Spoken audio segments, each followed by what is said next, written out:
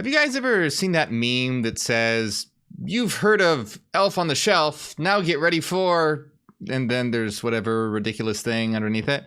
I feel like that's kind of what we're talking about today. It's like, have you heard of Panpsychism? Well, now get ready for Cosmopsychism. But it's actually really interesting. So what we're talking about today is how thinkers around the world are beginning to come closer and closer to our ideas and what we've been saying for years. Now, it's not the same, of course, but we're going to take a look at Cosmopsychism, which is sort of similar to Panpsychism. Now, if you haven't heard of Panpsychism before, don't worry. I'll define it. We'll get into it. You don't need to know what that is to be able to understand today's topic. But we're going to be looking at this idea because materialism has failed. It cannot account for consciousness, and it cannot account for the effects of quantum mechanics and so many different problems. Now, the biggest problem is the hard problem of consciousness. And Cosmopsychism is now a philosophical view being put forward that we're going to be taking a look at, where the universe itself is conscious and humanity sort of derives its consciousness from that universal consciousness. And this is a variation of Panpsychism. It's different than Panpsychism, known as Cosmopsychism, since it's dealing with the cosmos, the scale at the cosmos, rather than the very small. And we're going to get into that, but we're going to see exactly like what this has to do with Hyperianism, how Hyperianism differs. But it's really interesting to be able to see how thinkers are starting to break away from materialism and go towards these other ideas like Panpsychism and like Cosmopsychism. Now, we've talked a lot about Panpsychism before. We'll probably continue to talk about it because it's going to be gaining in popularity, and Cosmopsychism is something that's starting to gain traction as well, and we're going to be taking a look at that today and putting it under the umbrella of, is the universe conscious? If it is, how does it relate to us? What does Cosmopsychism get right? What does Hyperianism say about it? So let's take a look at all that in general and see how the world is just getting to this place where it's becoming undeniable that the universe isn't just some sort of dead mechanical machine, but is instead a living organism, a mental organism that exhibits mental phenomena, and it's becoming undeniable. The scientific materialists can try and stick their head in the sand, but that can only last for so long. It's, ever since the advent of quantum mechanics in the 1920s, early 1900s, it's been long overdue to be thrown in the garbage and replaced by a paradigm centered around the mind. Now, Panpsychism does not get there all the way, neither does Cosmopsychism, but it's a stepping stone. So that's what we're going to be taking a look at today. So let's begin by taking a look at Panpsychism and the difference between Panpsychism and Cosmopsychism. So what Panpsychism is the belief that all matter has a mental aspect to it. And oh man, I'm not going to get into the difference between consciousness and mind because that's just a whole can of worms. But here's the idea. Panpsychism says that all matter has this internal mental aspect to it. And so they believe that fundamental particles, such as electrons, for example, are conscious, or at least sentient. And so they believe that our consciousness is developed from the aggregate of these fundamental particles interacting together. So basically, you have these fundamental particles that are conscious, or really sentient, and their arrangement into certain structures, like the structure of our brain, develops into our consciousness. Now, there's a lot of problems with this.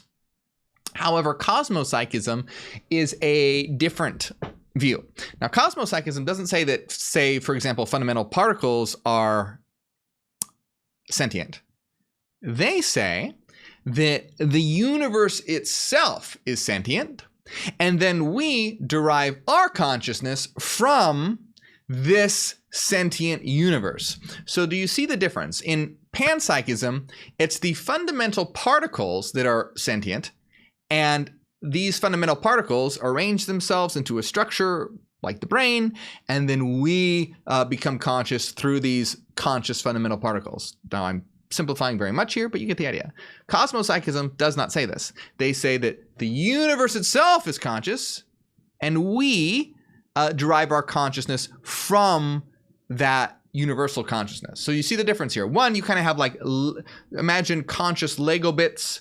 If you imagine like Legos were conscious, putting them together to form like a structure that would be conscious itself. Little pieces that all exhibit individual sentience or consciousness to form a higher consciousness. Now, the Cosmopsychism is not that. It's more like if you imagine a big ocean, and imagine the ocean was consciousness, and then we were, say, taking a bowl and dipping a bowl into that ocean and taking some of that consciousness from that ocean, and that would be our consciousness. We are deriving our consciousness from that larger conscious entity. So you see, there's a big difference between Cosmopsychism and Panpsychism. Now, Cosmopsychism is a lot closer to Hyperianism, but it's still very well far off. And it's really important to understand this. And one of the big differences between both Panpsychism and Cosmopsychism and Hyperianism, and it's really important to understand this, okay, is that these psychisms view matter and mind as sort of being fused together. They go along with each other. So you could never, for example, have a situation where only mind existed, because for these psychisms, mind and matter always go together. Mind is just like the internal aspect of matter. And you have matter, and then this matter also has an internal aspect. There can never be a case where there's only mind. Now, Hyperianism is not that. Hyperianism is an idealism. Idealism means that mind is primary. So this means that mind can exist by itself, independently from matter. But when mind arranges itself in a specific way, dealing with phase relations and orthogonality, then what you might call the illusion of matter is generated. So very big difference, important difference, because Panpsychism and Cosmopsychism is still materialists have this really hard time of letting go of matter. They're understanding that matter and matter alone cannot explain things like the hard problem of consciousness. It can't do it. It cannot account for your consciousness, your sentience, the thing that you are most familiar with, that we're all most familiar with. Cannot account for that. Huge, gaping hole at the very heart of materialism. And when you have a theory of reality. So materialists are beginning to realize, oh shit, well, if reality is only matter, we cannot explain these things. So they're going to Panpsychism or Cosmopsychism, but they're not ditching matter completely. They're saying, well, matter also has a mind component to it. Like matter also has mind. So it's a little better because now they're acknowledging the existence of mind in some capacity, but they're still fusing it to matter. Whereas Hyperianism, which is an idealism, says, no, all reality is mind. And matter is just an illusory product that results from mind interacting in a certain way. To be specific, in Hyperianism, mind is defined by frequencies, and it manifests as space-time matter through a Fourier transform, representing frequency as frequency functions as space and time functions. So let's really break this down and look into it in more detail, because the cool thing about this, though, is that at least people are starting to realize, thinkers in the world are starting to realize that reality has to be more than matter. And really, it's about time, about fucking time. It's been way too long. They've had, the advent of quantum mechanics just showed this clearly and obliterated science, scientific materialism. That was over 100 years ago now. They've had over 100 years to get their heads out of the sand and realize what's going on. So they haven't gone all the way to idealism yet. They're still grasping onto matter, but at least it's a step. And particularly what's interesting with Cosmopsychism, which is better than Panpsychism, is that Cosmopsychism is going the step further and realizing that the universe is in some capacity a mental entity. And we're going to talk about that because we don't share exactly the belief of Cosmopsychism, but it's closer than Panpsychism, which says it's the fundamental particles. And Cosmopsychism says it's the universe as a whole. And this is getting closer, and it's becoming inevitable even in among academic thinkers that the universe is conscious, or the universe exhibits mind. This is becoming undeniable, and it's only a matter of time before humanity realizes it. And why is that? Well, because we are the universe coming to consciousness of ourselves. So the very fact that Cosmopsychism exists is a product of the universe becoming aware of itself. So we as Hyperians, those of us who have achieved hyper-awareness, know that we are the universe, and we explicitly experience and are the consciousness of the universe. We are. Cosmopsychism isn't there yet, but it's showing that humanity is it's starting to get there. They're starting to wake up, because you see this theory of cosmopsychism is a theory that the universe is conscious, but the universe becomes conscious through avatars, through minds, through us. So the human being that comes up with the idea of cosmopsychism that says the universe is conscious is actually slowly this is slowly the universe becoming conscious of itself, because they've developed this theory that the universe is conscious. They just haven't realized that they are that consciousness. You see what I'm saying? They've developed this theory that is them slowly becoming aware of themselves as the universe, but they haven't gotten there yet. They've gotten one step closer by realizing, oh, the universe is conscious. But they have to realize, oh, I am the universe that it's becoming conscious right now, as I realize that I am the universe.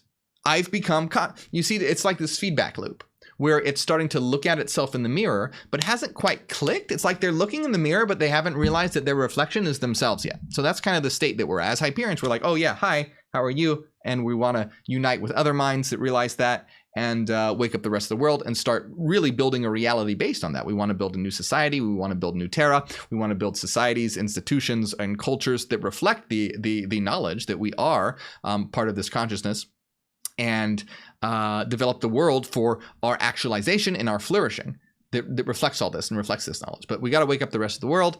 And but it's interesting to see that cosmopsychism is a product of the universe beginning to become aware of ourselves. And it's kind of interesting being Hyperians, watching that happen. You know, it's kind of like watching a child begin to learn and learn about the world and realize how the world works and things like that from the adult perspective. So they need help. We need to get them there, but we can do it now.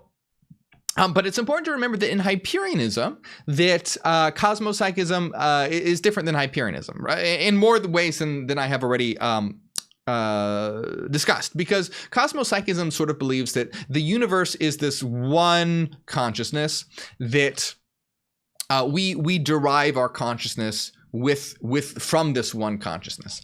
And it's not quite like that in Hyperianism. In Hyperianism, the universe is a mind, but it's a mind that's more like a neural network, in that each and every single one of us is a self-contained mind ourselves. So each and every one of us is a united mind, what we call a monad. And then when you think about the source, which is the collection of all monadic minds, well, that source, that collection, forms a network. And that network you can think of as the mind of the universe. So the mind of the universe is not something that we take our consciousness from. And it's not something outside of us or other than us. It is what you get when you take the set of all of us together and think of it as one system. So it's kind of like if you, like this Rubik's Cube here. This Rubik's Cube only exists because of the individual cubes that make it up. So each and every one of us is like one of these individual cubes.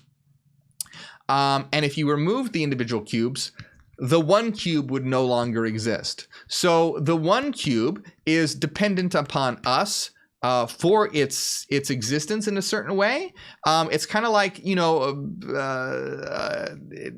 a feedback loop of sorts. It's a network. What it is, it's a network mind, in that if the individual cubes did not exist, the one single cube would not exist. And each cube is its own self-contained entity. Now that's a lot different than the cosmopsychism view, which is kind of like a pool of water that we all sort of dip into. But then if you put that water back, it would all kind of just be reabsorbed into a oneness.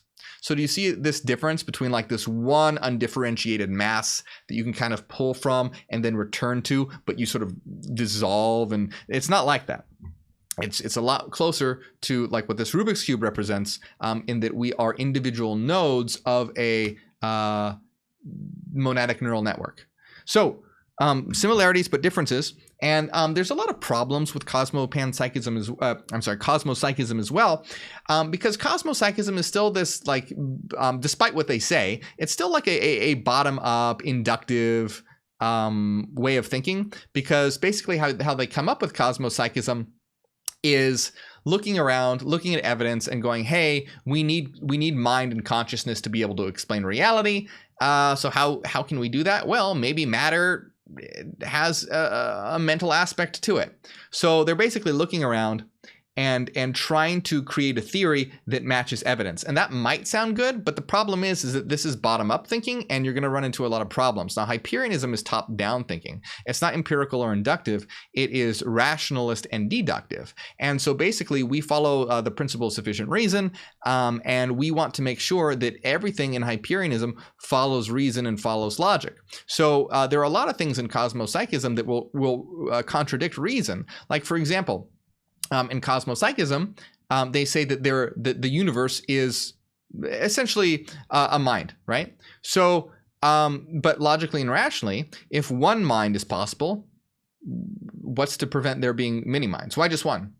Why not 2 or 3 or 4 or 5 or 6 or 7 or 8 or 9 or 10? Why not more? And so that's exactly why, like in Hyperianism, we have a multiplicity of minds. Each one of us is sort of like our own self-contained universe that all interacts together to form this network and generate the domain of space-time. So you see where we're not working from the bottom up, we're working from the top down. We start with reason, we start with logic, and then derive the rest of reality rather than trying to, like, look around with our flawed human senses and trying to build a theory to match flawed fallible data, falsifiable data.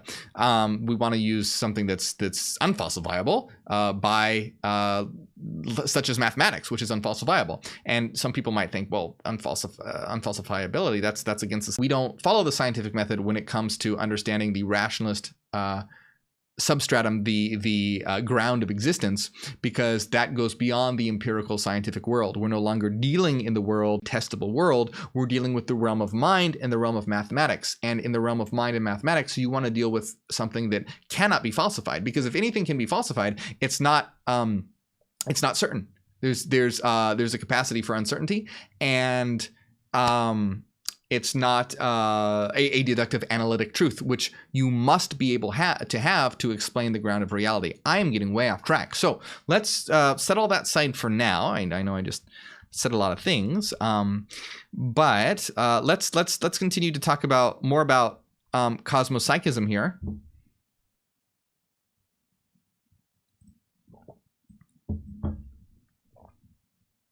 So this is just a general overview of what of Cosmopsychism from the Oxford academic called The Monist, which is a really cool name, by the way. It says, so with the deepening of physicalism and the decline in its status as a sustainable research program, philosophers of mind have begun an alternative idea, now designated panpsychism. So it's sustainable, right? It's declining in its status because it's not sustainable, because it cannot account for things like consciousness. It can't. If you try and describe reality in purely quantitative terms, you cannot account for the qualitative phenomenological experience of what it is to be a subjective sentient mind. You can't do it. Physicalist, quantitative, numerical ideas that are only pertaining to physicality and deny mentality cannot account for qualitative phenomenological subjective experience. So we can understand reality that way through Hyperianism, which is both qualitative and quantitative. It's quantitative in the fact of its formal mathematical structure, and it's qualitative in the phenomenological experience that those mathematical structures convey. And this is all accounted for by the principle of sufficient reason. We have to keep this short, so I won't get into all that now. But so this idea The crisis of physicalism. This is a crisis, which is very exciting because it's the Kuhnian crisis into a new paradigm. So this is designated as panpsychism, and it states that consciousness is a fundamental feature of nature. And again, like, I'm not going to get into this too much, but just always remember, they always use the word consciousness wrong, and this is very frustrating because these are philosophers, and they mean sentience. Okay, so sentience is the ability to have a subjective experience. Consciousness is the awareness that you're having that subjective experience. It's a much more advanced form of mentality. They don't mean that. They mean sentience, but they say consciousness. I always want to throw that in there so that people don't get confused.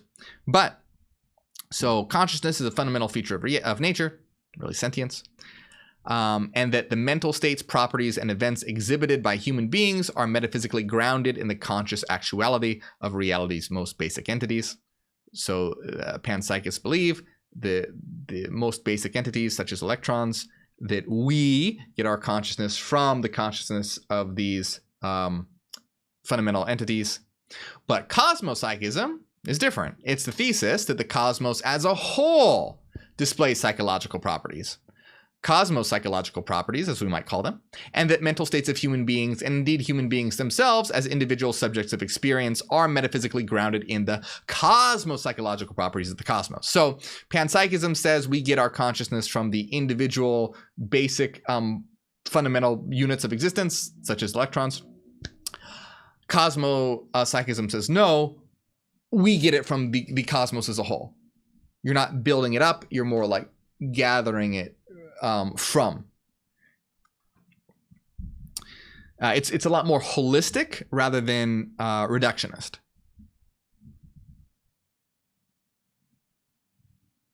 So richly sophisticated varieties of cosmopsychism can be found in the ancient Sanskrit classics, the Upanishads, and more particularly in the Vedanta philosophers who provide interpretations of these texts. The paper, and so yeah, that is a very interesting idea. The cosmopsychism does share some very striking commonalities between different beliefs like Hinduism and things like that. But again, I really want to stress, Hyperianism is not cosmopsychism. There's very important differences. And that's one of the fallacies of a lot of Eastern religions, is they believe that we're just sort of absorbed into this one cosmic oneness and that we don't have any real enduring self. This is a common belief in Buddhism of the Anatman or no self, that we don't have an enduring self. And that's not the case in Hyperianism. We do have an enduring self as nodal aspects of a network mind. So I want to make it clear, we're not... it's similar, just like it's similar, but there's still very big differences, and that's important to remember. So let's take a look at, and the reason why I want to share these things with you guys too, as well, is because a lot of people come on here and they think, oh man, your ideas are crazy. They're so out there. And while this is not Hyperianism, I want to show that things like me saying that physicalism is an old, outdated, and tired paradigm that needs to be thrown in the trash isn't unique. There are many academics that are well aware of this, and this is why there is a decline of materialism and physicalism and a movement towards stuff like panpsychism and cosmopsychism. So I always want to point this out as just sort of a way for people who, there's a lot of skeptics who watch my channel or just outright trolls. And I know you guys understand what we're talking about, but I'm trying to get this across to as many people as possible. Hey, this is a real problem. And it's just not me saying this. There are many people who are realizing this. Now, again, we're not cosmopsychism. We're much more advanced in cosmopsychism. But nonetheless, I want to show you that physicalism and materialism is no longer sustainable. It's deteriorating, and the world is beginning to wake up to this fact. And again, it's very, very cool to see that the development of cosmopsychism is the universe slowly starting to come to consciousness of itself. It already has through us who have achieved hyper-awareness in Hyperianism, but it's trying to do it ubiquitously as well.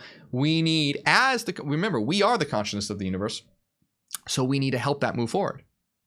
Because, well, how is the universe going to ubiquitously make this occur? Through us, right? So don't think of so many people, a lot of New Age, a lot of mystics, a lot of occultists, they look at this universe, the universe is sort of like this separate thing that's going to take care of them.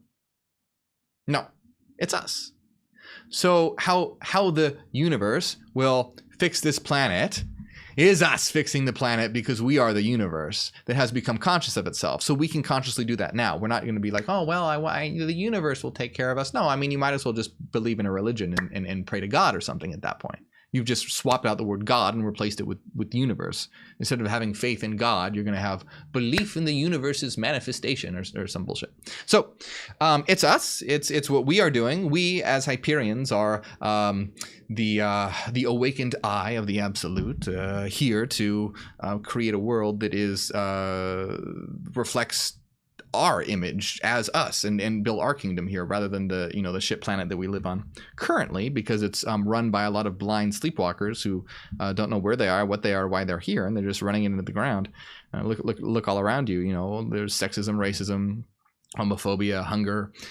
This world is not acting as a harmonious network. It's acting as a fragmented, mentally ill, unaware mind. So this needs to be rectified. So let's just look at a little more here, understanding Cosmopsychism.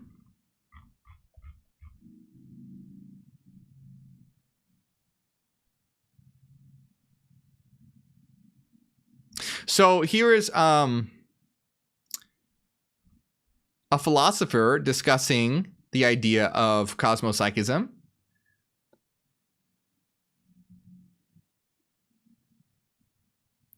Replying to, some scientific materialists like Sabini, who's an extremely close-minded individual. She's a physicist that's extremely close-minded. Not a fan at all. But anyway, there's a lot of critics out there, and so this particular philosopher is responding to that, saying that the idea that the universe is a conscious mind that responds to value strikes us as a ludicrously extravagant cartoon, but we must judge the view not on its cultural associations, but on its explanatory power. Agentive Cosmopsychism explains the fine-tuning without making false predictions, and it does so with a simplicity and elegance unmatched by its rivals. It's a view we should take seriously. So what this philosopher is basically arguing is saying that the idea that the universe is conscious explains so much of all the things that materialism has failed to explain. And so he's basically saying in a nice way, even though this idea might seem crazy to you, you have to drop your cultural and societal conditioning, this Western idea of looking at reality as this dead mechanical machine. You need to drop that brainwashing and realize that its explanatory power is unmatched, right? Its simplicity and elegance is unmatched by its rivals. And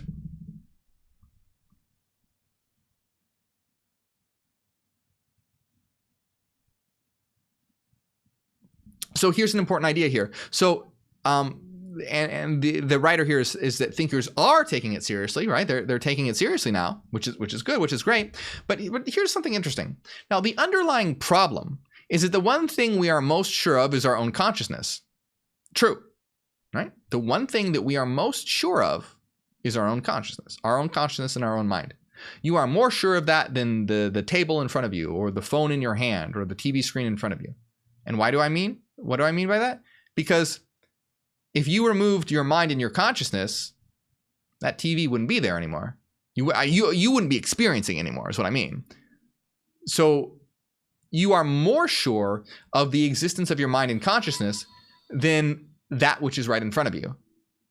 Because that which is right in front of you is being transmitted to you through the medium of your sentience and consciousness. So that TV in front of you may very well be just an illusion, but you can be sure of your consciousness in your mind, because it's the thing that you're most intimately familiar with. You cannot remove that from the equation. It's there necessarily. And this goes back to, Descartes' cogito, I think, therefore I am. A lot of people don't realize how powerful that is. It's kind of like, people just say it. They don't really know what it means. It's become kind of like a joke, but it's extremely powerful when, in I think, therefore I am, there's a ton of important information packed in there, because it's really I doubt, therefore I think, therefore I am. Packed in there is reason. I think, therefore I am. This is a rational deduction, and packed within there also is the equation of thought and being. I think, therefore I am. Thought and being are real. So basically, Descartes packed huge amount of power in that one sentence. I doubt, therefore I think, therefore I am. In that it acknowledges reason, and it basically, because Descartes was trying to find the only thing that cannot be doubted, and this is what he came to. And within that, it's reason, because that's a rational sequence, and it's also the existence of thought and being. So here we have these things that cannot be doubted: reason, thought, and being. And this is exactly where Hyperianism is. And not only, so Descartes got to that through, his method of doubt, but not only in Hyperianism can we show that those are the only things that cannot be doubted, we can explain why they cannot be doubted and how they exist. So not only, because Descartes basically goes, oh, this exists. We can show how and why they exist, not only that they simply exist. So anyway, getting off track here, but the underlying the author of this article, this is from Mind Matters, by the way, which is a really cool website. Highly recommend it. It's a great website. Says thinkers are taking it seriously. The underlying problem is that the one thing we're most sure of is our own consciousness, which is true. But there is no reasonable, purely materialist account for that. It's really important. The one thing that you can be certain of is your mind.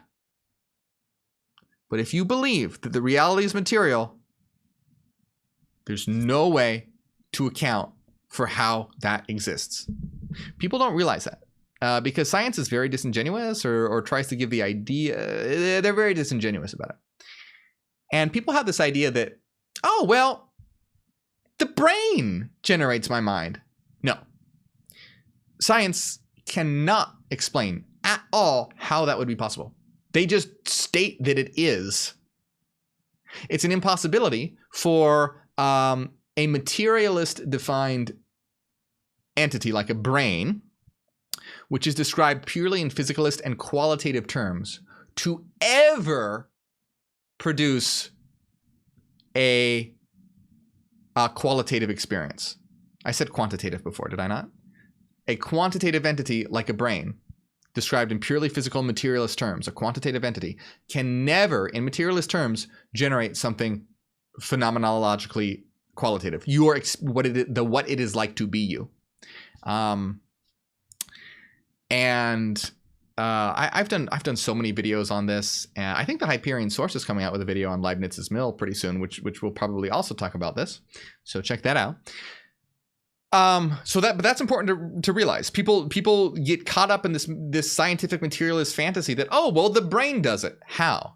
You can't just say that. You have to explain how. Emergentism does not explain it, and evolution does not explain it. I've done videos on both of these and why these cannot account for it and why they are false. And again, I'm showing you contemporary, academics are saying the same thing. It's not just my idea. This is true. This is not just like, oh man, let me rip some DMT and come up with. No, this is logically and rationally intractable problems at the heart of materialism, which is a failed metaphysic of reality. And materialism is a metaphysics, even though it's a self-denying system, which is ridiculous. So the problem is, that we are aware of our consciousness, but there's no reasonable materialist way to account for how we can be conscious at all. Zero, zip, none. It's not like, oh, well, we're kind of no, none. Panpsychism, however, seems to want to rescue naturalism, that nature is all there is, by dropping materialism, and which is everything is material. Here's the problem that I am talking about, okay? So panpsychism is doing, and cosmopsychism, fine, they're doing good by stepping away from materialism, but they don't go far enough, because what happens right here, panpsychism seems to want to rescue naturalism, nature is all there is, by dropping materialism, everything is material. So panpsychism and cosmopsychism wants to say that nature is all there is, but that nature isn't just material, it also has a mental aspect. That's not Hyperianism, okay? Cosmopsychism, panpsychism is saying that the world of nature, what you might call the physical world, is all there is, but it's not just physical, it also has a mental aspect. That's not, no. It needs to also not just drop materialism, but also drop naturalism. Because mind is what is primary, meaning there is a realm beyond nature, the frequency domain. And the natural realm, the space-time domain, depends on the frequency domain for its existence. And so Hyperianism is a mathematical monism, and ontological mathematics is used to study this.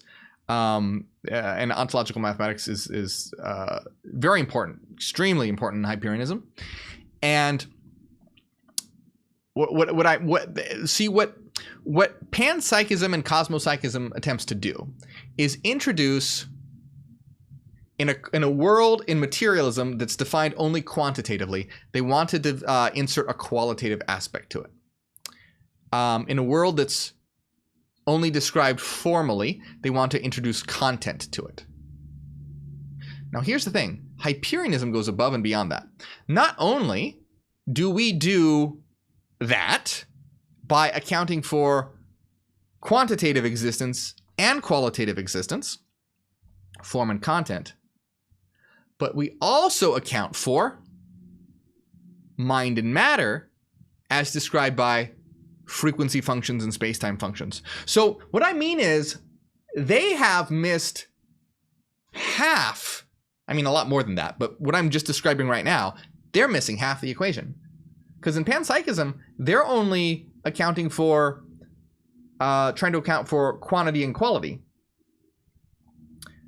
Not only do we account for quality and quantity, but we also account for domains of mind and space-time through frequency functions and space-time functions. So we have frequency functions that are the domain of mind that have a qualitative aspect and a quantitative aspect. And then we have the realm of space-time that also has a qualitative aspect and a quantitative aspect. So what I'm trying to get across here is that there is a huge chunk of reality that they're missing, and a huge hole in their system, in that they are just sort of, they have matter and they're tacking on qualitative experience to it. That's not what Hyperianism and ontological mathematics have. So we have the domain of mind as defined by frequencies. That domain of mind has a quantitative and qualitative aspect to it. And then these frequencies can, through Fourier mathematics, be represented as space-time functions. And these space-time functions also have a qualitative and quantitative aspect to it. So they're missing an entire domain and an entire the interplay and interaction between these domains. So that's the huge problem in a nutshell, is that panpsychism wants to rescue naturalism. Error right there. There is where you see materialists unable to rip themselves away from their materialist beliefs, because that naturalism is a remnant of their materialist belief that they cannot drop. And so they have not gone far enough. And so they're making some progress, but they need to tear themselves away from naturalism. It's not enough to just say that material has a mental aspect to it. You have to drop naturalism. There is more to reality than just the natural world. You can't say, oh, well, the physical world is all that exists, but it's also mind? But it also has a mental aspect? No. It's not that. That is not the case. It's that there is a realm beyond the physical, the frequency domain, and the space-time domain is just a transformation, or you could say a subset of that frequency domain, and that is what has the illusion of a material domain, but it's not actually material. Matter does not exist, okay?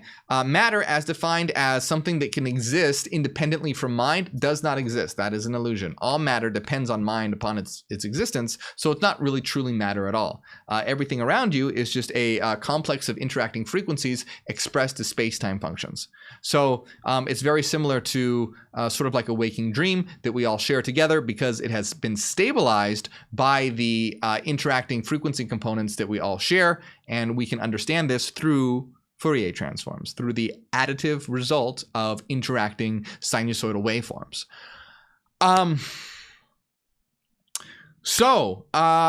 I've actually been going on for a while now, and we only read like a couple paragraphs on this, and I had 2 more articles, but I don't want to overload people with information.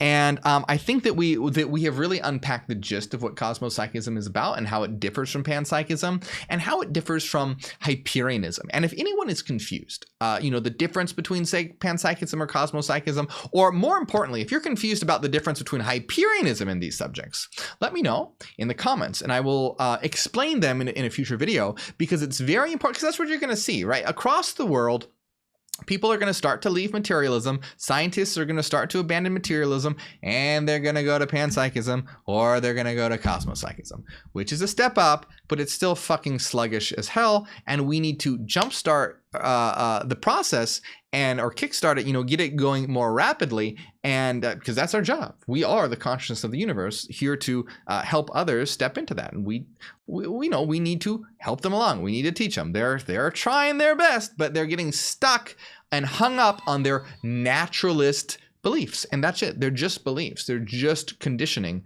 Max Planck said a new scientific truth does not triumph because they see the truth in it, but because those who believe the old paradigm eventually die, and they're replaced by a younger generation. I'm paraphrasing a lot there, but that's the gist of it.